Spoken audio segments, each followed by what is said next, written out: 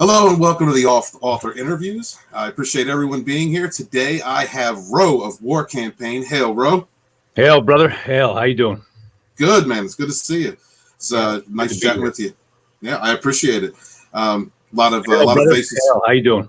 Sorry. There you go, man. Just got a little bit of yeah. You know how it is, man. When I go on someone else's channel, I become an amateur. It's all good, man. It's all good. See a lot of faces in the chat that I've never seen before. Hail, everybody. Thank you for being here. So today we're going to have a conversation. We're going to interview Ro. I think a lot of people in the Fandom Menace don't know too much about Ro or his channel Warcampaign. May have some misconceptions as to the creators that fund some of these wonderful independent comics, creating entire worlds to supplant the ones that had left them behind, like the Fandom Menace.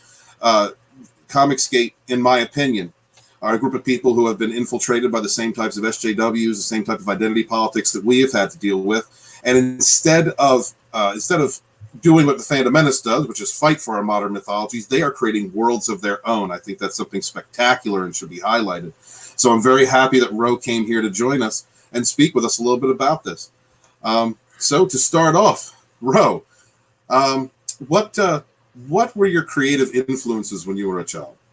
What were my creative influences? Let me see here. Well, obviously comic books, definitely. I remember, see, the thing is, my mother actually, she was a comic book collector. A lot of people don't know that. In the UK, she was a comic book collector, and her father actually was a comic book collector as well. They used to watch, serials like sci-fi serials like Doctor Who and Star Trek the original series, and collect comics. And she had all her comics in a shed, and that shed was actually flooded, so she lost all of her collection. But that's how I got into comic books, because she used to take me when I was a kid, and then to the comic book store, and well, of course, I would buy them from like the I think it was a couche-tard. Couche-tard is like it means like sleep late. It's basically a convenience store, right, in Montreal. It's like a chain of convenience stores. And then, of course, we used to go to the LCS and buy comics. Yeah. Oh, we got Caesar. Hail Caesar Caligula. Wow, man. God, I feel touched by that. I mean, man, beautiful. We got Black Angus reviews. Ro is not a misconception, but an immaculate conception from the rays of light of the human son of him, Caesar. Hail. Hail, Black Angus. Black Angus is one of your Fandom Menace guys, right? Yeah, Black Angus is actually one of my best friends. He's the guy who brought me in and just got me introduced to a lot of people in the Fandom Menace, helped me to create my channel. He's a dear friend of mine. I had him on the interviews just a few weeks ago. Yeah, and he's very gay as well.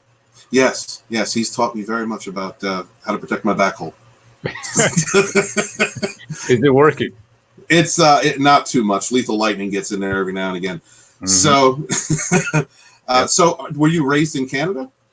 Yeah, I was raised in Montreal, right? So I was raised in Montreal, and then I was there until I was about 18, and then I was in Ottawa for a few years before I went to Toronto for work. Yep. Wow. Okay. So what was the teenage years of Ro like? What were you doing when you were a teen?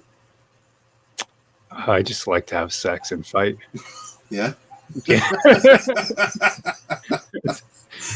Any drinking going on in there? No, I wasn't a big drinker when I was a kid. I really wasn't. I was just more interested in just those other things. That's just right. Being a rebel. Yeah. Just not even being. I mean, I didn't smoke weed. I didn't really drink. I mean, I had drank for sure, but I wasn't a drinker. You know what I mean? It's like at a party, at a house party, if my buddies were drinking, I would be, I'd have a glass of beer or something, like a beer, basically. I remember being in the park at 14 drinking beers and stuff like that. But I mean, I wasn't a drinker. You know what I mean? Right. Yeah, I was just trying to get laid. Yeah, well, that's about just what every teenage boy should be doing, or hopes that they're doing at that time. Exactly. Were you still into comic books at that time? Yeah, I was into comic books for a long time. I actually got out of comic books. It's actually a sad story. I've never told this story on the air, actually. Yeah. Yeah, it's a pretty sad story. Yeah, it is a very sad story. Actually, I don't know if I really want to say it, but I'll say it anyways. I was, okay, so at 14, right, I wasn't driving. Okay, this is how I just like stopped collecting all the time, right? And let's just say there was an accident where I actually I threw this piece of metal in the air. Okay, like throwing a fit. Like I really wanted to go to the comic book store. And it landed on my sister's head. Oh. And blood spurted out of her head like a fountain. And then I realized that, you know, having these after that, I mean, I thought my sister was going to die. After that, I realized that I can't be a, you know, like a little bitch about getting my way and doing what I want to do. Mm-hmm. So I think I was 13 about there. Yeah, I was 13. That's right. And then that's how I started. I just stopped you know, I actually was subscribed to comics like direct, like being shipped to my house as well. Mm-hmm. And I remember, right, the UPC was different because it was for the direct market. And then, yeah, I mean, I still kept reading. I mean, I kept reading even in my 20s. My brother he was like a really big nerd. And then he would send me, you know, whatever was out. He'd be like, hey, check this out. And then he'd like send me a couple comics. He'd give them to me, my younger brother. So I kept up to date like that. I remember, you know, like that great Hulk run. I remember, you know, Preacher. I remember all the Garth Ennis stuff, the Punisher Max stuff. I remember, man, a ton of stuff. That Why the Last Man, Walking Dead, all that stuff. I mean, I kept up to date with it, but I wasn't. I would say going to the LCS as I used to when I was younger. I just wasn't as much. It wasn't the same for me. I was working, and it wasn't something that was a priority for me at all. So you mentioned that your mother's collected Star Trek and Doctor Who. So are you still a fan of those? Well, she collected all the actual like Spider-Man. She collected comic books, but she used to watch. She was into that, like what you consider geek culture, all that. You know what I mean? Because her father was into TOS, right, the original series of Star Trek, and Doctor Who, the original series, which I had never watched. I've never seen the original series for Doctor Who, so I don't know anything about that. I watched the one from 2005 onwards. I stopped watching when it started to get bad, like towards the last seasons. I remember there was this girl, Clara. I don't know if you've seen this series. No, I'm not a Doctor Who fan. Yeah. No, I like Doctor Who for sure. I liked it when he was like, you know, he was a hero, not when he was a cuck. And then as he started to get cucked, I get turned off, man. I get turned off, you know. Yeah, it seems to be the sentiment with a lot of Whovians that I've spoken with. I'm, you know, like Gary Nerdrotic. I speak with him about it. You know, I'm having him come in and do some work on the books because he's a Whovian, and I want to make sure that that's represented by someone who's a fan, you know, of the series. But what kind of Star Trek were you into? Oh man, I love original series. I still rewatch original series all the time. Yeah, I still rewatch original series. What else? And I actually been watching original series with my children because I want them to know Star Trek. Yeah, definitely. I put it on. Yeah, it's a big deal to me, man. Actually, I got this amazing piece of signed art by a fellow named, hold on a second here, Tony, right? And he sent it to me. Anyhow, I'll show it later. But the thing is, it's beautiful, man. It's a fantastic piece of art. It's Marina Sirtis signed mouse pad. Yeah, you know what? I think I was watching your show when you opened that up. You were really happy about that. Yeah, that's great, man. I'm telling you, she's beautiful. TNG, definitely. I watched TNG. Star Wars, I used to play the RPG, man. I had a buddy of mine. He was like a Star Wars nerd. And then Star Wars RPG, right, was all D6s. So the whole system was a D6 system. I don't know if you've ever played that. Yeah. Right. Yeah, exactly. Yeah, you know it, right? You know what I'm talking about, right? So the Star Wars, that's a D6 system. And I used to play that with my buddy. So I got into Star Wars lore from that. I wasn't a Star Wars guy, but I got into the lore, you know, I don't remember what year it was, man, but I got into the lore from that because just playing the RPG. But I wasn't a really big, I watched obviously the original trilogy like 20 times, like everybody else. But that doesn't mean that you're a real Star Wars guy, right? I mean, you gotta, what is it called? You gotta suck on a Rancor's dick to be a real Star Wars guy. Right? I think it depends on the Star Wars fan, to be honest, because there's people that are just OT, original trilogy purists. It's only those 3 movies, and that's it. You know, then you've got people who only respect those who've read the expanded universe, or You've got prequel defenders. It's an interesting fandom that already had infighting within it, before Disney took the franchise. So see, I've actually read the TOS novels. I've read TNG novels, right? The actual novels. I didn't read the Star Wars novels, and that I think is a difference between a pretender and like a real fan. You know what I mean? You got to read the, like for example, Babylon 5, right? I went to get the books, the ones that came after Babylon 5 ended, right? Because I mean, you're a nerd, so that's what you got to do. Right. Because you love it. You know what I mean? Yeah. Because it's not enough, right? The TV's not enough. The shows are not enough, man. You want to get deeper into it. You want to go further, man. Immortal Coil, he says, remember the old Star Wars arcade game? You lightsaber dueled Darth Vader, Return of the Jedi style at the end.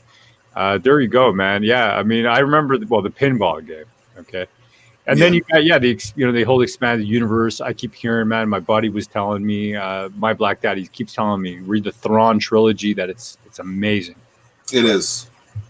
Yeah. It is. Yeah, you should check it out. If you want to expand a little bit on the Star Wars universe, there's some great writing there, good characters, and I think that's one of the problems with that the Menace has. The people that read those books and that are now legends is that there's so many amazing expansions upon legacy characters and new characters, good stories that just weren't used because identity politics. That's amazing to me, because you've got this lore that's just not being used. You've got this beautiful, this creation that's created right over years and generations of writers, and it's just being dropped. It's a shame. Yeah, it is a shame. Kathleen Kennedy just recently came out and said that she didn't have 800-page novels or comic books to pull from in order to craft this new Disney Star Wars. You had all that, decades from talented creators, people who were passionate, that worked with George Lucas and Lucasfilm, that loved this lore, and you had all that. You threw it away. So it's very confusing to fans. So explain to me, if you can, what is Comicsgate? Comicsgate, I would say, started, well, first of all, was branded. It was a name given to people who were not really happy with the identity politics that were thrust into comic books. So, I mean, I started watching our boy Zach, right? He was all his reviews, man. It was basically breaking down what was going on in comics today. I actually watched those videos in the early days with my mother. I would show them to her every time I watch a good one. I'd be like, "Hey, you got to watch this," and then I'd be like, I'd go to her and be like, "Come on, you got to check this out." And then I'd show it to her, and man, the expression on her face is just every time, and I'd get a little thrill out of it, of sort of taking the veil away from my mother's eyes and taking away her innocence. That was just, it felt good to me. So. I did that every time I saw something new coming out. It was just this, put it this way, it's taking the sacred and then taking a hot, steamy piss on it. Yeah. Yeah, it really is, man. And they ruined the characters, right? I mean, I got comics that inspired me. I actually used as inspiration in the hardest times of my life, some of the characters and their tribulations, their trials and tribulations. And as a model, as a role model, I had a good father. He was a tough guy, but the thing is that still the heroes and the heroic journey and the difficulties they faced and the way they surpassed them, overcame, stood on their own feet, and just even the moral crises that they would go through, all that kind of stuff, man. It was something that was inspirational, and it was taken away. And then when I wanted to give that to my own children, and I saw that instead they would be being pegged by Marvel and DC, that made me really mad. They're really mad, man. So this is where Comicsgate is basically a reaction to all this kind of stuff, just like Fandom Menace is a reaction to the cucking of Star Wars. Yeah, I was about to say that. You took the words. If you had replaced Marvel and DC with Star Trek and Star Wars, it'd my exact sentiment. Something that I wanted to share with my kids. I took them to The Last Jedi, and we were served a cinematic middle finger. And then when we asked why, I was told that my son was a racist, sexist, bigot for not liking a movie. Very confusing, the type of people that are running these franchises. That's right. That's right. There's a 5 or 6 book run, right? It's like it's all available in trades now for Thor. Great stories in it, and it ends with the last book where Lady Thor comes out, right? My daughter, she's 12 years old. She read this. She read all that original Wonder Woman, George Perez stuff as well. She read all the Claremont run of X-Men, and she loves this stuff, man. She's reread Claremont's run like 50 times, most popular X-Men run. She loves it to bits. Didn't really like the 90s version as much as she liked the original version, from whatever, 15 years back before that. But, that Lady Thor, she came to me, and it's not because I brainwashed her. She came to me and she's like, I liked it, but I don't like how they made Thor into a woman at the end of this. And I was just like, yeah. I'm like, I know, it doesn't make sense. It just doesn't make any sense. The kids want something to believe in, and you take that away from people, and you're stripping away their. I would say there's an interesting book. It's basically how comic book heroes are the modern age's gods, right? They're like the demigods. They're like you could think of them as demigods, like morality tales, but not morality, but they're like the demigods. It's like the stories of how to be in the world today. Yeah, we call them our modern mythologies over here. There you go. That's it. You got it. Modern mythology. Same thing with Star Wars, right? Star Wars. This is why I didn't like the whole midi-chloridians, midi-chlorian, whatever the hell it's called. You know what I mean? Right. Yeah, man. I hated that because it took away the fact that it was more mystical in nature, and it made it more scientific, and that turned me off, man. I don't like the prequels. I like Padme. I mean, fuck me. I remember standing in Toys R Us staring at a toy of Padme, right, for about 2 hours. I had a girlfriend. I wanted to marry her. She didn't want to marry me. And then, and she looked just like Padme, right? She was the girl from Kashmir. Okay, so she was like a Pakistani girl, but she looked white and she had green eyes. And fucking beautiful, man. I'm telling you. And she looked exactly like Padme. And I'm standing there and I'm just staring at this Padme toy for like 2 hours. I'm like 20 years old and I'm just in love. Now here's something that I've wanted to ask. Can you explain to me what Comicsgate gay means? Comicsgate gay. Well, internet gay is basically where you're gay on the internet. Does that make sense? Okay, yeah. Yeah, that's pretty much what it is. I mean, we're a brotherhood, okay? Mainly, number one, we're a brotherhood. We got Wenger in the house. Hail, Wenger. We got Panboy. Hail, Panboy. Panboy, see, this is the thing. Hail. You can be so internet gay that people try to take you to jail for memes, and that's what's happening to Panboy. Panboy, Lando, Soy Child, Dong Lover. You can just call him Pando and hashtag free Pan.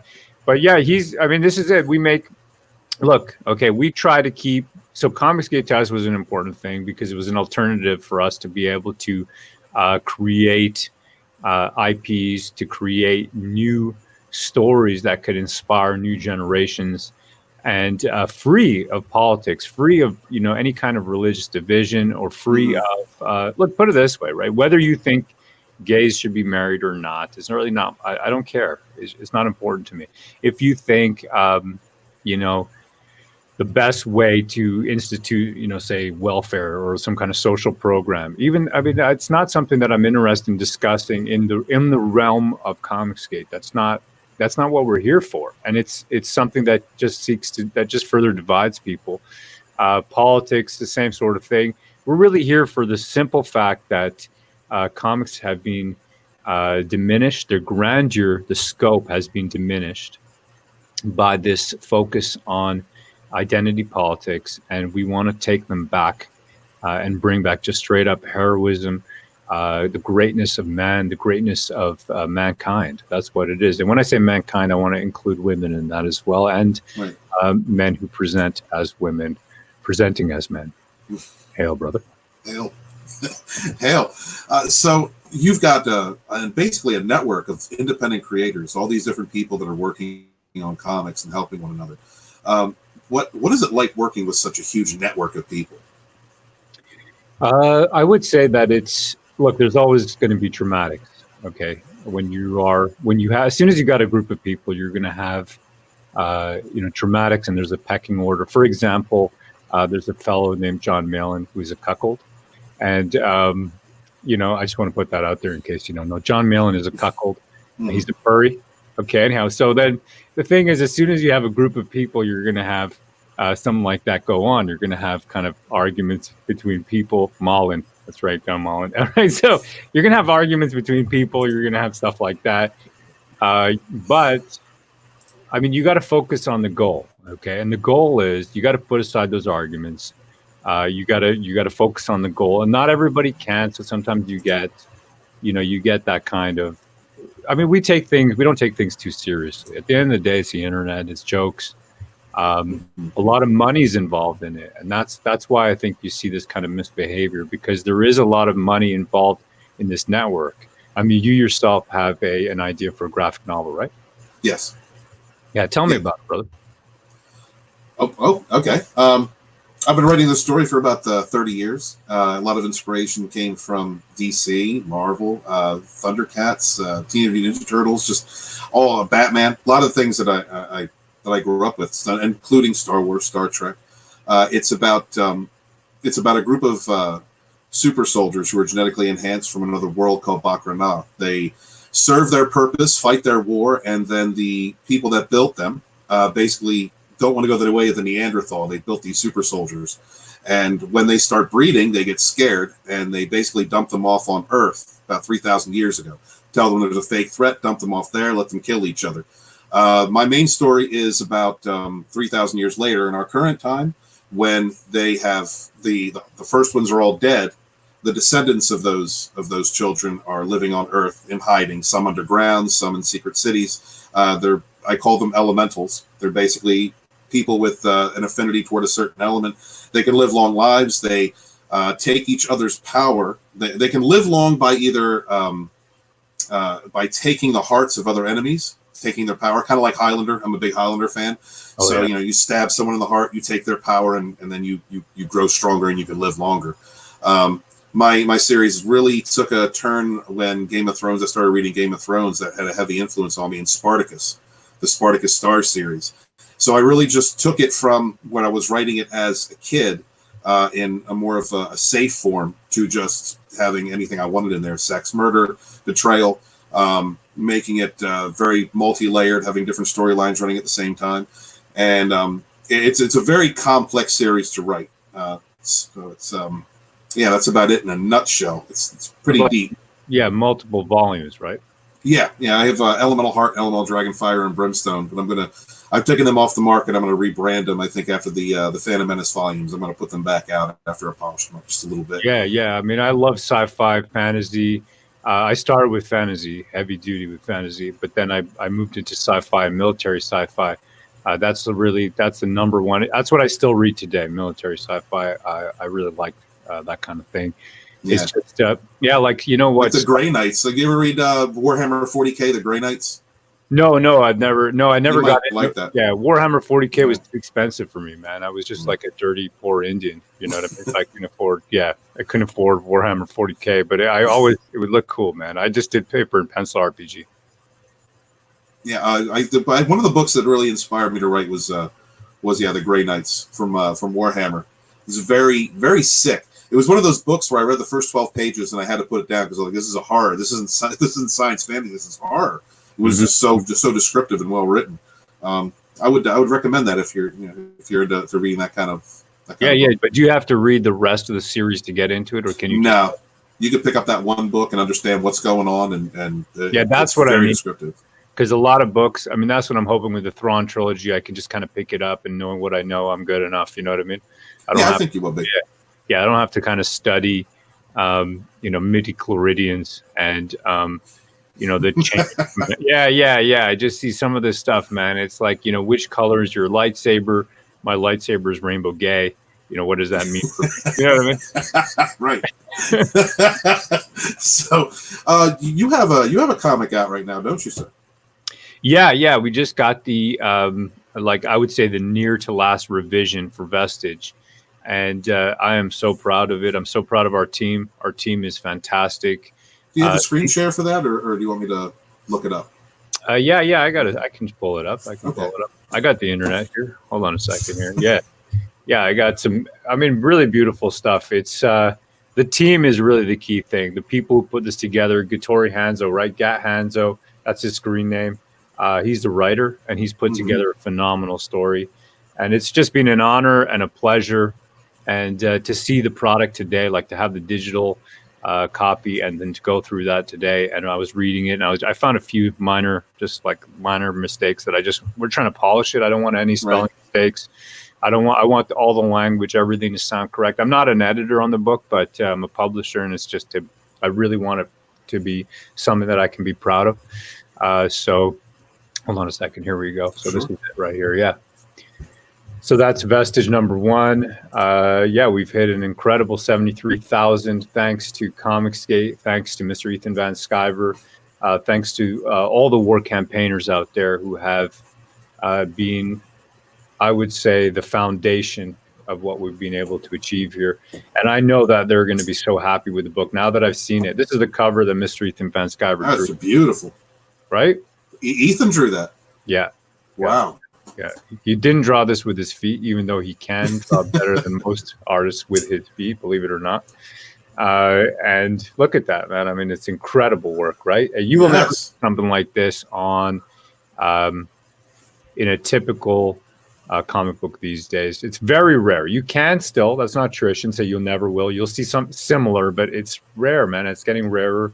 The idealization of the human form, whether it's male or female, is becoming anathema to modern sensibilities, which is a shame because everybody wants to be aroused, sensual. Yeah, right. I mean, you want to be aroused. I want to be aroused. We're born to be aroused, and if a man or a woman cannot be aroused, then what is the point of living, brother? Right. Hail, brother. Yeah, there it is, man. So this story, gorgeous.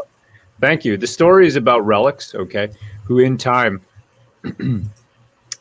they you can imagine a relic. Okay, a relic is something wielded by a personality, a character, a figure in time that parts history, that cleaves it in two, and charts a new course for humanity, right? For whatever locality that hero or heroine lives in, and or villain, right? But those relics are imbued with the power of those who have wielded it. So in current day time, this takes place actually in the 1890s, but in that time, relics are being misused, and they're being collected by an archivalist, and it's the story of a boy, a young man, Charlie, who one day finds a relic, and it forever changes his life. And it's just a story, man. You know, he doesn't start out as a overpowered character. He's just a young man. He's a dock worker in London, and he gets transformed. I mean, this is the thing with Luke, right? Luke Skywalker didn't start out as a hero. Right. You know, he gets his ass handed to him repeatedly. In fact, you don't even know if he's really the hero when you're watching it in the beginning. Like, you're not even sure, is it Han Solo is the hero? You know what I mean? Even Leia, because she was pretty damn tough. Yeah, even Leia. You got it. Yeah. She didn't crack under torture the whole bet, right? She was. Nope. Yeah. So I mean, there it is, man. And then there's progression. There's that development in the character, and that's really what Gat Hanso has put together in the book. It's I did a full read through today, and man, I am proud. I'm so proud of our team. I'm so proud of what we put together. If Caesar's Cyberfrog is a 9. And I would say most comics that I've been reading recently are about 3s or 4s. I would say our book is a solid 7.5, 7.8, maybe a 7.9.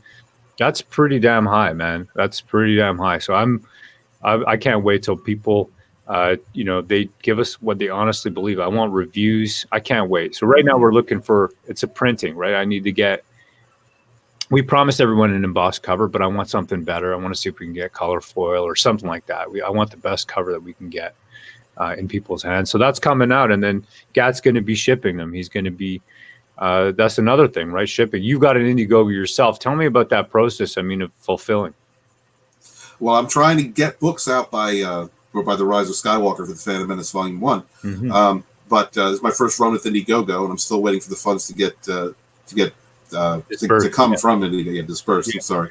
Yeah, and so as soon as that. Yeah, for everybody, for some of the people here from Comicsgate in the chat, tell me. So the book, what is a book? Well, Volume 1 is really the preface of SJW, Identity Politics, Infesting Our Entertainment.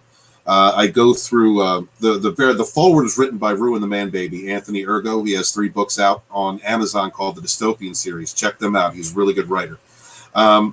And he writes a nice forward, a declaration of what the Fandom Menace is. And then we go into explaining Gamergate, which really, and as far as entertainments, was where all this identity politics came from. It's where Zoe Quinn and Edith Sarkeesian, it's where the journalists finally started banding together to protect one another, to push false narratives, to call people who didn't like their identity politics racist, sexist, bigots, everything that you hear now in Comicsgate, the people that are anti-Comicsgate, people that are anti-Fandom Menace, this is what you hear, the same narrative. So I go through a detailed description of those people, how they built this network of lies and propaganda. There's some information in there you may have heard before, and there's some stuff in there you may have never heard before. But it'll definitely fashion the story for you in a way that you can understand where it came from. About 2014 is when all this garbage started. Mm-hmm. Then I move into Battlestar Galactica, 2005. There was also a similar instance in Battlestar at that time. Really? Where in BSG? Tell me. Yeah. Well, the original fandom for Battlestar was looking forward to Glenn Larson putting out a new Battlestar. They were going to ignore Galactica 1980, and they were going to run with the original idea that they hadn't gotten to Earth yet. So Adama's son was going to take over as the captain, or the admiral, the captain. Apollo. Apollo. And they had begun drawing stuff up for it. They began set designs, and they were going to put it into production. But 9/11 happened. So when that happened, everything got put on hold in the country. Bryan Singer was going to be the director for the series, and he up and left because he went to do X-Men. And so they scrapped that idea. They brought in some new people under Bonnie Hammer, and they started a new production where they race and gender swapped a bunch of characters and put it out as basically the proto-woke is what it was.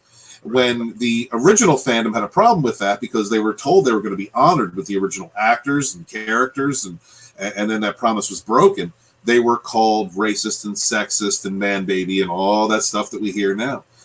So there was a big pushback in the Battlestar Galactica fandom back then in 2005 that lasted for a few years. And it really broke up friendships that had lasted an entire lifetime. People who had entire collections sold off their collections because they were so pissed at what Sci-Fi, Bonnie Hammer, and the people that were running that franchise at that time had done.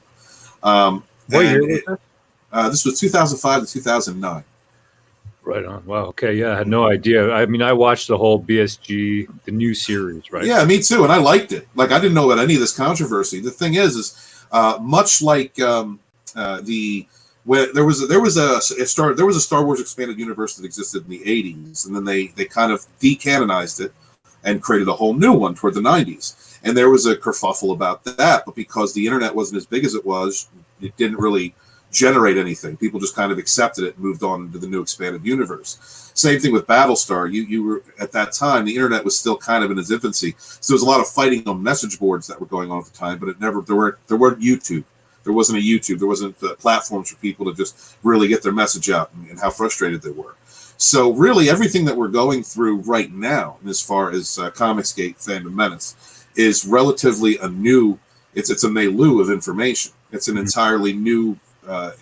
It's an entirely new thing, and that the entertainment properties don't know how to handle. Marvel, DC, Disney, CBS, they don't know how to handle us. They don't know how to handle this because it's a new voice for fans everywhere.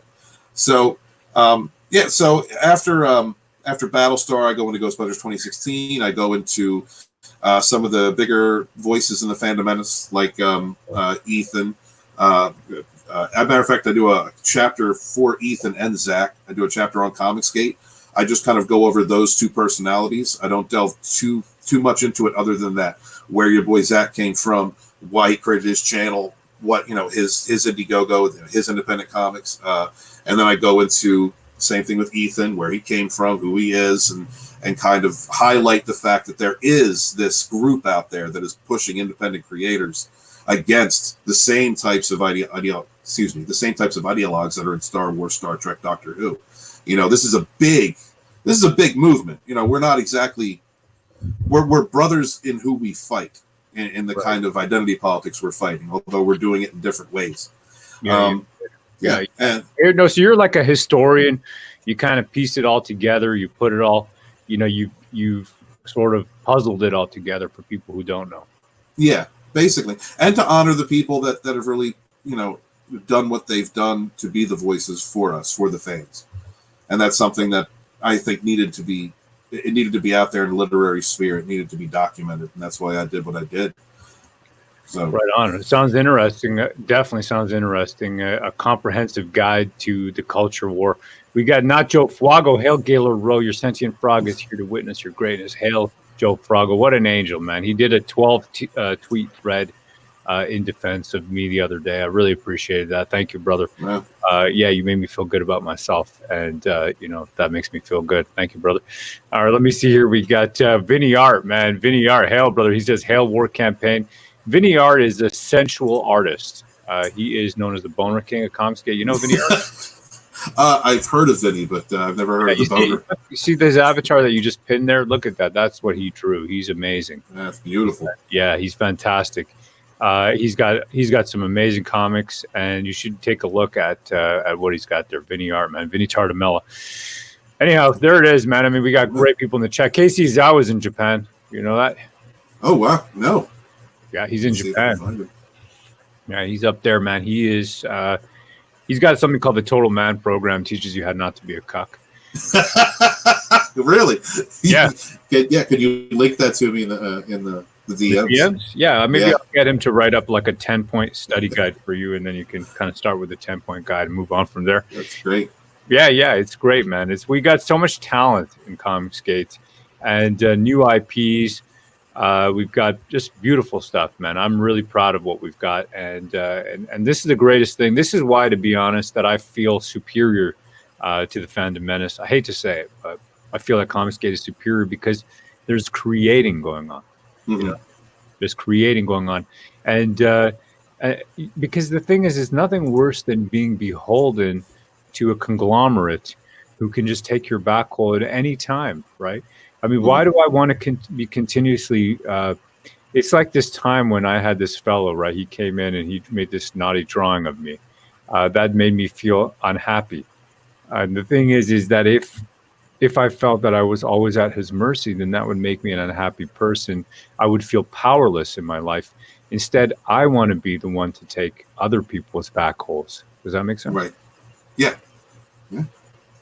I understand completely. And that's, I think, is one of the main differences between the Fandom Menace and Comicsgate is the Fandom Menace is fighting for the modern mythologies that we love. Mm-hmm. And whereas Comicsgate has said, okay, fuck you guys, we're going to make our own sandbox and we're going to make our own universes. The creativity is very inspiring. I have to say that one of the reasons why I wrote the books that I wrote is because of the influence of Comicsgate, because watching all the creators come together and work together and promote these wonderful works, it's wonderful to behold. See, sci-fi, I mean, you've got some sci-fi series that you've done, and that to me is more interesting than, like I watched The Mandalorian, okay? I watched 1, 2, and 3, and 4. Mm-hmm. We'll get into that in a second, right? But the thing is that I'm so tired of being, Star Trek, right? So I'm a big-time Star Trek guy. And then I saw the new Star Trek. The Klingons are not Klingons. I'm like, what F is this? It makes me so mad, Why do I want to feel like that? I don't want to feel like that. You know that? And this is why I stopped watching TV and I started watching YouTube a couple of years back, because I would be drinking every night right after work, and then I'd be throwing shit at my TV. And I had a Dynex, right? I had a Best Buy special, like a house brand Dynex. And I'd be throwing my beer cans at the TV. I'd be throwing. And then when I started drinking liquor more often than beer, I would be throwing, and I would be drinking water, like a bottle of water on the side, right? Like, just to stay hydrated. And then I would be throwing my water bottle at my kids. You know what I mean? Because I'm just, yeah. Well, I mean, it's an empty water bottle. So, right. Yeah, it's not abuse. You know what I mean? It's just like, anyhow. So the point, though, is that kind of stuff, because I'm TV is like a one-way thing. You know what I mean? It's like these shitheads who are telling you stuff, how things are. And I can't tell them in the chat in all caps, that you're a cuck. God hates you. I hope you die, And that to me is really what what a live stream, what YouTube is, what creating your own IP is, what creating your own, not being at the mercy of conglomerates who can just, okay, they're going to tell you something and now you got to suck it. I got to swallow that wolf milk. No, I'm not swallowing that wolf milk. I'm not taking it. I'm not taking wolf milk. You're my bitch. I'm nobody's bitch. You're my bitch. Vinny, I'm sorry. I guess we had spoke. I apologize, man. I talk with so many different people. It's hard for me to keep track, to be honest. But hey, brother, thank you for being here. And I kind of understand what you're saying, bro, because watching STD was like a complete betrayal. I'm a fan I love the Klingons. Yeah. I call STD lore. Star Trek degenerate. That's what I call STD, Star Trek degenerate. You know that? And STD, right, is a sexually transmitted disease as well. It's disgusting. Yeah. It's degenerate. What did they do to the Klingons? You tell me, Steven. What the hell did they do to the Klingons? I don't know. I think they were looking at Lord of the Rings and created orcs for some reason. I don't know. But they destroyed the entire mythology of the Klingons. First off, the main ship was the ship of the dead. They discard their dead. They don't even burn their dead. They discard them because the body is nothing without the soul when you move on to Sto-Vo-Kor. That's right. And then on the bridge of their ship, they have torches lit as if why are you burning oxygen? Why are you having torches on your bridge? The Klingons, if anything, they were ceremonial, but they were ceremonial warriors. Mm-hmm. They were warriors first.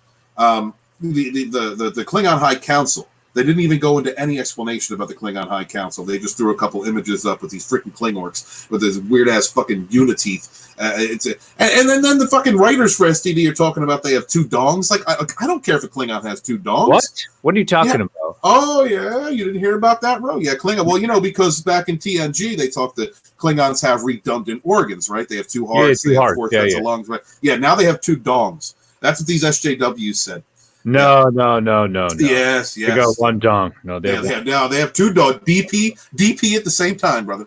No, I don't. No, that's not true. No, that's not true. That's what they're doing. No, they can say what they want. I'm going to burn their houses down, and I'm going to. I can't say it online, but anyhow, yeah, that was metaphorical, by the way. There it is, man. Yeah, Lethal Lightning. He's saying that double the tongue, double the penetration. Black Angus Reviews. He says, "Talk Baby Yoda, or I'm out." Okay, Baby Yoda. I gotta say, man, episode 1 of 3, Baby Yoda. I was all over Baby Yoda. I loved Baby Yoda. I was like, I want to protect Baby Yoda. Baby Yoda, you're my baby, Baby Yoda. Today, look, I got a 4-year-old. I was taking a nap. Right, my wife had taken the rest of the kids to their swimming course. And I'm just lying down, man. I'm lying down, and my 4-year-old was somewhere in the house, and I woke up and I couldn't find him anymore. Okay, and it's dark because the sun is set, right? So all my lights are off, and I'm like, "Where the fuck is my kid?" And I'm shouting his name, and I can't find him. And I'm just thinking, to be honest, that's how I felt with Baby Yoda. It's like, where is my Baby Yoda? Where are you? I found my kid. He was sleeping on a lazy boy. But the point is that that's how I feel with Baby Yoda. I want to protect Baby Yoda. Right, but then by Baby Yoda episode 4, I wanted to boot Baby Yoda across a soccer pitch. I mean, oh boy, you're not the only one. There's a lot of people that want us that we're hoping when those crosshairs went on Baby Yoda that was. No, I got no crosshairs. I would not drown Baby Yoda. I just want to boot him. You know what I mean? And I think that he's got force, so he would be able to, he would flutter. He would be okay. I just want to boot him. You know what I mean? It's not going to hurt him. I don't want to hurt him. I just want to boot him like a soccer ball. Let me see here. I kind of feel bad, man, because Mandalorian episode 1 of 3. This is exactly the kind of thing, right? Am I sort of, what's the word? Where you become paranoid. Is it paranoia that everything's in SJW? But when everything is in SJW, you know what I mean? Are you paranoid? I don't think so. Mm-hmm. No, I think it's. I think on one hand, maybe oversensitive. I look at myself. I try and do a little bit of introspection every now and again to make sure that my view isn't clouded, because I've been dealing with so much SJW bullshit for the last few years that whenever I see a hint of it, I have to. It's hard for me to objectively look at it and say, is this a good creative decision? Because I'm always judging. Yeah. So like episode 4, Mandalorian, that's what I've been struggling with for the last week. And the way I'm looking at it now is I'm going to check out episode 5, see where it goes, episode 6. And if it continues on a trend that, that looks that way, it's going to be TLJ all over again for me. Like The Last Jedi was just so awful and so out forthright, identity politics driven, that it made episode 7 bad. I don't watch episode 7 anymore. I have no interest in it because it retroactively made it horrible. So 7 is what? The Force Awakens? The Force Awakens, yeah. So Force Awakens, I saw that twice, right? I saw that once with this girl who was the first SJW that I knew. I didn't know what an SJW was until I met her. Mm-hmm. And I met her. She wanted to take me to see what she wanted me to take or whatever. She wanted to go see The Force Awakens. I took my kids. I took my wife, and then I took her separately, right? I took her separately first, and then I took my wife and my kids. I don't think I took my wife. I just took my kids. Anyways, whatever.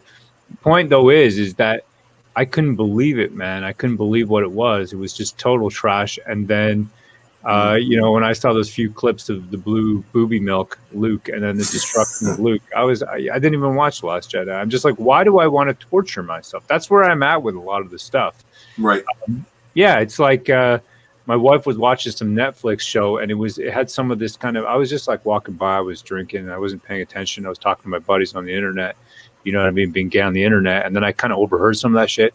I was like, "What is this trash? You know what I mean? What the hell is this trash? Like, what? I don't want the children's minds being, turned to porridge from watching this kind of stuff. Put on, I'd rather than watch anime. I'm at the point where I would rather my children watch, degenerate Japanese art forms, anime, than watch, this kind of mind-wrecking filth that is American entertainment these days. Hell, yeah, brother. Hell, brother, yeah, man. Yeah. But it's upsetting, no, that when your own culture, your own entertainment is, it reduces men rather than elevates them, no? Yeah, no, you're absolutely right. It's dumbing down. I mean, I know the chat doesn't like too much Star Trek, but since we're both Star Trek fans, as far as I was always concerned that was a highbrow entertainment. That's intellectual entertainment. If there was any messaging done within that entertainment, it was done creatively. It was a part of the story. It didn't preach to you. A lot of these properties just want to preach to you, and it's ham-fisted. Mm-hmm. And it's when I started watching Comics Matter. It was during the Captain Marvel masculization phase.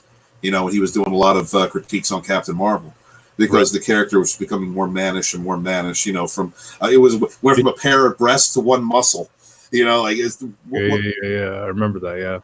Yeah. Like, well, what kind of message are you trying to give to? Talking about women? Our boy Zach, right? Our boy Zach. Comics Matter. Yeah. Think about Comics Matter. Yeah. I know what you're saying, man. I know what you're saying. It's disconcerting and it's upsetting. And the thing is, look, I got a cover, right? Every once in a while, I'll fondle the cover. It's Silver Sable. It's embossed, Silver Sable #1. And you can feel Silver Sable when you run your hands over the cover because it's embossed. It's just something that I just feel it's lacking these days in modern art. It's people come out of schools and colleges. They're indoctrination centers. They're not teaching them anything. They're not teaching them to be objective. They're schooling them on how to think, not teaching them how to think.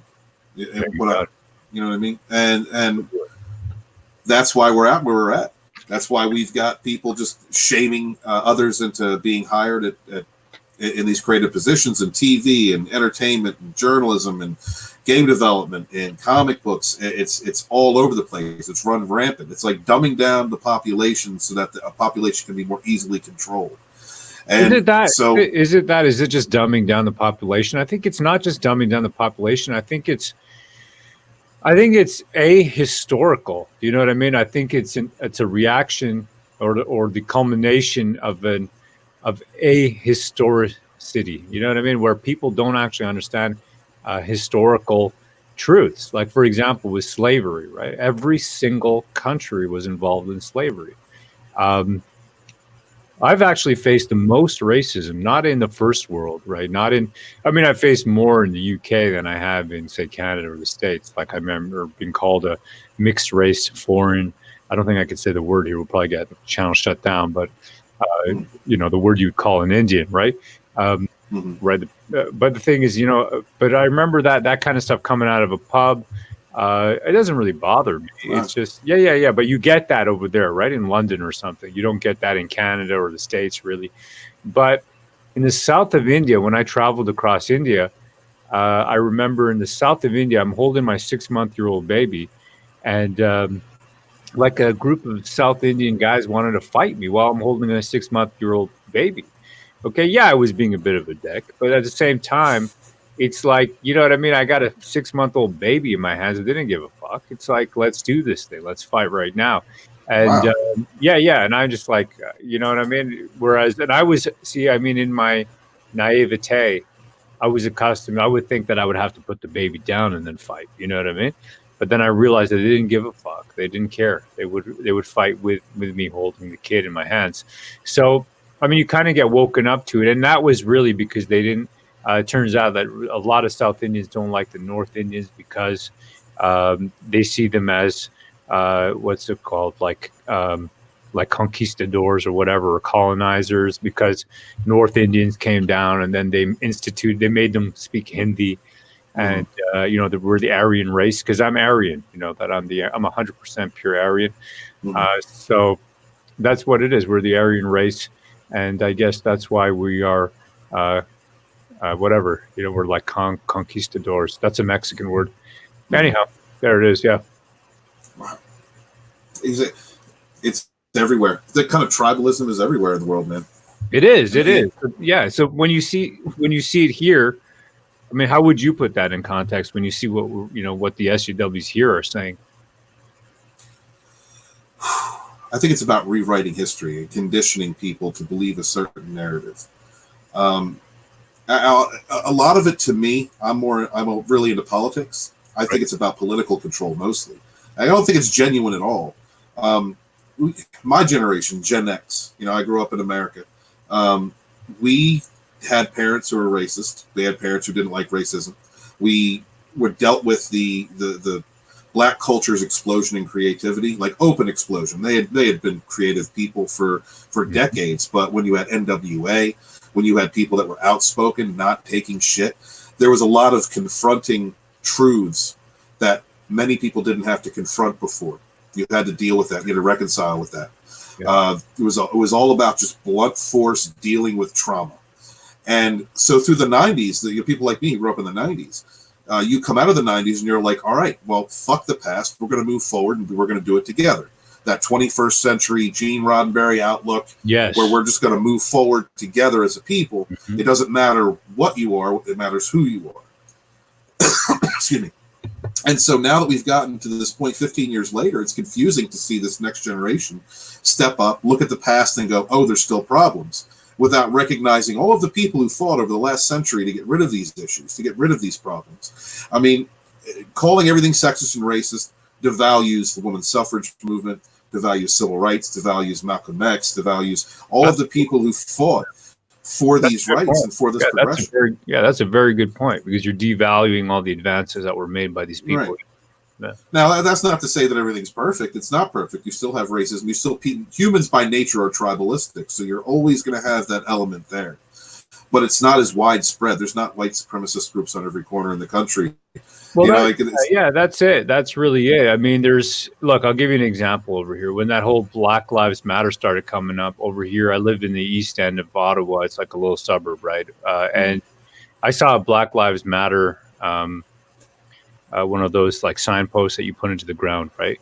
And I just stopped my car and I just ripped it up, man, and then just like chucked it into, like a dumpster. Yeah, because I was so pissed off, man. I'm like, I don't want this shit in my neighborhood. We don't have these problems here. Don't import them here. This is This is an American problem. Don't bring this shit to Canada, to my fucking area, to my neighborhood. No, really, this is not our problem. You guys want to fucking shoot each other up? All right, cool, do it. But leave us the fuck alone. I'm not interested. I tell black people when I see some of them, they start saying, if I can't say the N-word in a song or something, I go, motherfucker, I'm darker than you. I go, you look like milk chocolate. You know that? I'm fucking, yeah, man. Just shut your damn mouth about it. I don't have any time for that kind of stuff. I get banned from most places for stuff. I got banned from Tinder actually recently. Really? Yeah, I got banned. What did you do? I'm just like bad to the bone. Note to self.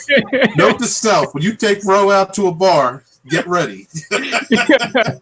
Yeah, no, it's I don't know what to say, brother. This is it, man. Let me see here. Tyler Mango says a way to make racism decrease even more is to stop talking about it. Yeah, I mean, I think it's a fixation. I think what you're saying there is the fixation on race is the problem itself. And I agree. I think the fixation on race, I'll give you an example, right? In Comicsgate, I know this. It's we got all kinds of Mexicans. We got Puerto Ricans. I didn't even know what Puerto Rico was before. Like I had heard of it, but it was a mythical place. Okay. Yeah. I was in my head, Puerto Rico, that made me think of like a kind of a fat bottomed Latina girl, like a woman, like a sexy, sensual, like she'd just be bucking. She'd be wild. That's what I was thinking when I was thinking Puerto Rico. Then I realized that a lot of lunatics are from Puerto Rico, males, and they're in Comicsgate. And, I learned a lot of Spanish, which I used to call Mexican. Now I know it's Spanish in Comicsgate. We got black people, right? We've got one dude. He's a black dude. He sucks bananas, like he fillets them on video. So we got all kinds of people. You know what I mean? I'm like the token. I want to say, right, but I can't say the word. But I'll just say like street shitter. I'm the token one, man. That's it. So we got all kinds of people, and it's just you got to be. It doesn't matter at the end of the day. That kind of stuff doesn't matter. It's boring, man. It's very boring to me. It's I mean, to me, it's a joke, to say this kind of stuff is funny. Like my children, I don't want them to think of themselves as something. You're a human, man. I think of myself, I'm such a sci-fi guy, that I'm thinking, like I named my kids all kinds of names after space stuff, right? I didn't give them Indian names or like Christian names because I'm not Christian, right? Mm-hmm. So I named them space stuff because in my mind, right, the next step for humanity is to go to space. It's not about you know what it is? It's two men looking through bars, right? One looks down and sees dirt. The other one looks up and sees stars. You know what I'm saying, brother? I want to get out of this. I don't care about what's here. That I want to go to Mars, man. I want to go further out. I want to go. Man. Yeah, man. I want cosmic future. That's our future. You know what I'm saying? Not this this petty stuff. And this is the thing. Heroes, legends, myths, what we have today is inspirational. It fulfills the need for humans to be able to imagine a future further out so that we can reach that future. First, you got to dream it before you can achieve it. And as soon as you diminish, those kind of heroic, fantastic, those appeals to greatness, then you diminish the spirit of man. And that is a debasement of the human spirit. Yes, brother. Hail. Well said, man. Hail. Oh, man, I'd like to talk with you more off the air sometime, if that's okay, man. Absolutely. I love your mind. Man. Yeah, I'd love to, brother. I'd love to, man. People don't get this. When where it's all for us, it's jokes and it's fun and the rest, but there's something very real underneath. It's like, I want to get out there into space, man. We got Lethal Lightning. Ro wants to fucking alien backhoe. Hail, brother. Jabba the Hutt sounds like a hippie. Vinny out. Ro, go to Venus, City of Venus. I need to go. Yeah, man. He's got City of Venus. That's right, man. Available now. Hail, brother. Yeah, man. There you go. I mean, this is it. I want to go further. You know what I'm saying? I mean, Steven, tell me about the series, man. The sci-fi series that you got. Well, I've got about decades of material built into it. Really, it focuses on a group of young boys. One of them is the descendant of the Dragonfire, who was the hero of Homeworld. He was the most powerful elemental, took down the bad guy of the past. Sets up the bad guy for my entire series, Volarin Tutakan, who is an extra-dimensional creature who has the ability to possess bodies only for a short amount of time. He wants to basically travel through the cosmos and convert or kill planets as he moves, converting each technology, converting every advance, so that his army, his galactic armada, has the ability to confront any form of technological defense that you can put up against him. No matter what kind of technology you have, he has an answer to it. Okay. Yeah, he Yeah, almost absorbs like everything. right on. All right. Yeah. So this armada was put down a year 3,000 years ago on the planet of Bakrana, where the final stand was made. The descendant of the hero of this battle is John Lura, and he's my main protagonist, along with his six foster brothers, and basically it's six. I added one more. No, but what is it with his what? Foster brothers. They're all children whose parents have been murdered. There's a resurgence of racism and genocide that's going on in Earth. It's Earth alternate history. And these are the children of murdered clans. They all come together. They're all taught together. They're raised together. And in the first story, I have them about the time of 17, 18, 19. That's their age ranges. They go out on their own. None of them are perfect. None of them are Mary Sue's or Gary Stu's. They have to earn everything they do. They basically get beat most of the fights they get into. Most of the times they have to defend themselves. They have to retreat. But I think that's strong character development, because you have to learn from your mistakes. I think that's reflective of real life. So I make them go through several defeats before they eventually begin to gain victories. In the most basic sense, they're elementals: earth, air, fire, water, life, and death. And their powers are reflective of the element to which they are tuned to, in different ways. I break down each elemental race as having different powers, different abilities, because I think that in each tribe of humans, you have people that just have different abilities. You have your artists, you have your stonemasons, you have your people who are your intellectuals. You just have different types of people. So I look at each element, each clan, as having different types of people, and so their powers translate in different ways.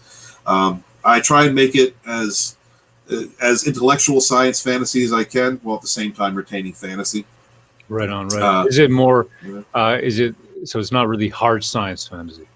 No, it's not hard science fantasy. No, because I'm dealing with. I deal with later in the series demonic possession, extra dimensional creatures, space travel, things that you could just shoot down with hard science easily. Right on. But yeah, cool. I like that stuff, man. I mean, I'm not really a hard science. I mean, I've read some Asimov and Arthur C. Clarke and all that, but I'm much more. You know what I mean? It's like I don't want to think too hard. You know what I mean? I'm not into all that kind of stuff. I want to feel more than I want to think. Does that make sense? Right. Oh yeah, and that's how I write. That's how I write my characters. I want people to be able to identify with them, not feel alienated by the stories that I'm writing. Yes. That sounds interesting. I'm looking forward to reading that. Absolutely, man. I'm telling you, sci-fi, man. Sci-fi really paves the way. I'm a big believer in that. It paves the way for the future.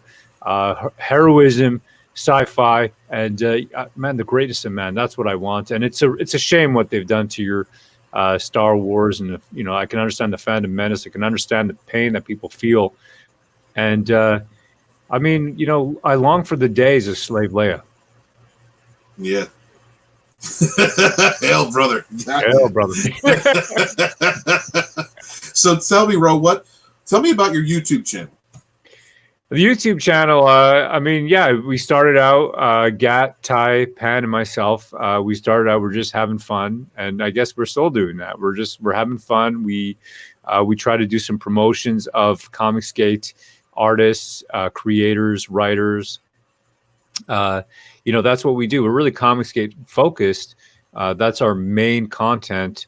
And that's what we do. I mean, we've all got day jobs. We're not really big YouTubers. We're just, sometimes I start to feel like a YouTube star, and it makes me feel good. But realistically, I mean, it's just, we have fun with our brothers, right? Our brothers and our sisters. And it's the camaraderie, it's the brotherhood. It's very rare in this day and age that people can find others who are like-minded, who hold the same kind of core ideals, and it's amazing that you would hear this, right, in a movement based around comic books, or maybe it isn't, but loyalty is a key factor for us, just because, the movement of humanity, right, the movement of population, the movement of people is fundamentally based around, I would say, tribal politics. That's just what humanity is, right? Humans are designed to work within small to medium-sized social groups. As soon as they expand out further than that, you get the, I would say, it kind of breaks down, right? It breaks down. You get this, for example, on something like Twitter, where you have this alienation, right? You can say things to people that you wouldn't normally say because you've got this alienation aspect there. Anyhow, like I said, the bottom line is that loyalty ends up playing a large role in the movement, simply because you've got so many people with these with different wants and needs, and the way they see it is that it's a resource issue, right? It's the fact that there's a fight to put out quality products. Okay, B, there's a fight to actually promote these products, and then there's the court of public opinion. Okay, so this is really what Comicsgate is. It's like this you can think of it as a gay Game of Thrones. Okay, Game of Gay Thrones, in other words. You got Caesar at the top, because rightfully so, right? Because he is, you can think of him as the voice of the people, an entertainer, a naturally gifted speaker, a man who can rally the people's passions. He can inflame people's passions. He tells us who to love. He tells us who to hate, and it's a great thing. It's a great feeling to be part of something where you know that you are truly on the side of justice and light. Okay, and it's like you're in a comic book. You're in a great epic.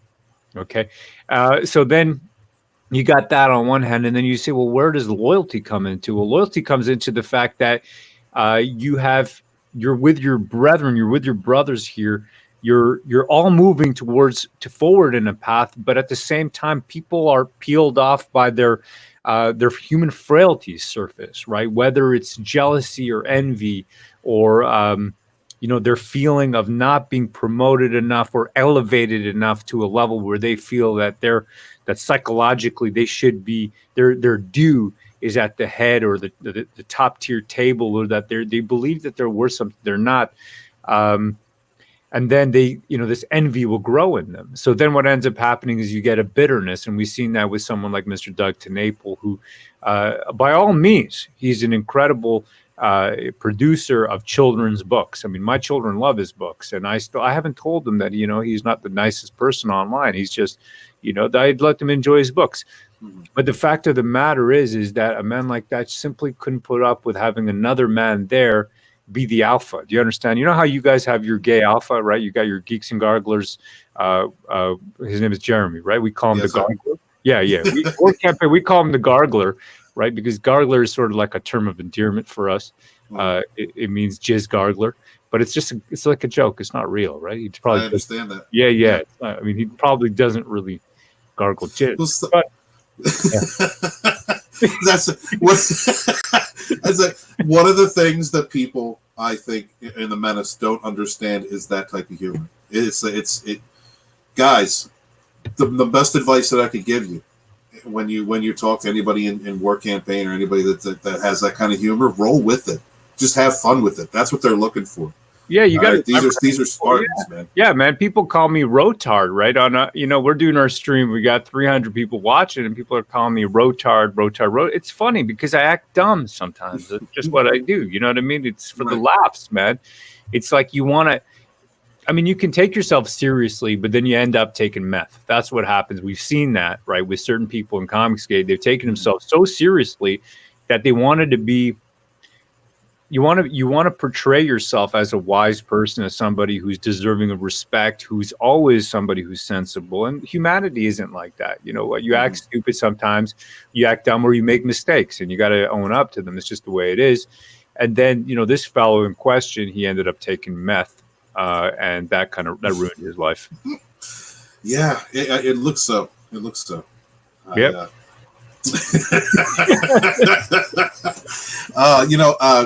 Bro, thank you for coming on, man. Hell, brother, I've really. I've been enjoying the Warcampaign channel. I catch it every time that I can. I see what you guys are doing over there. I think it's vitally important that content creators, independent creators, support one another. And I love what you guys are doing. It's been an inspiration to me and all the work that I'm doing. And thank you. I can't wait to see what you got coming out. I know you got some sci-fi graphic novels ideas coming out, and I'm looking forward to seeing you in Comicsgate. And you know what? Witnessing the creativity that Mr. Stephen Walton can produce. Thank you for having me on, brother. Thank you. Yeah. And on a final note, anybody in the Fandom Menace who may have who may have watched this and not had really any idea what was going on in Comicsgate or what Warcampaign was about, I'm glad that you took the time to watch this. These creators are doing something wonderful, and it's something that we should emulate. If there are creators in the Fandom Menace that want to make work, do it. Create your work. Independent creators is going to be the next thing. If these people that are creating our modern mythologies that are supposed to be protecting what we love are not going to respect it, not going to respect us and serve us this shit, then maybe it's time that we step up and create our own modern mythologies. That may be the only way that we can win, is by creating things for ourselves. Thank you to everybody for taking the time to watch this. Yeah. Oh, go ahead, bro. I just want to say a big hail to all the chat. Hail the chat. Hail, brothers. Hail, brethren. Hail, sisters. I really appreciate you being here. And you know what? I love to be in the embrace of my brethren. Hail, brethren. Hail. Hail the Warcampaign. Hail, brothers. Hail. Hail. Thank you very much. Hail the Fandom Menace. Hail Comicsgate. Hail Warcampaign. Hail Ro. Thank you for being here. Everybody, try and be good to each other.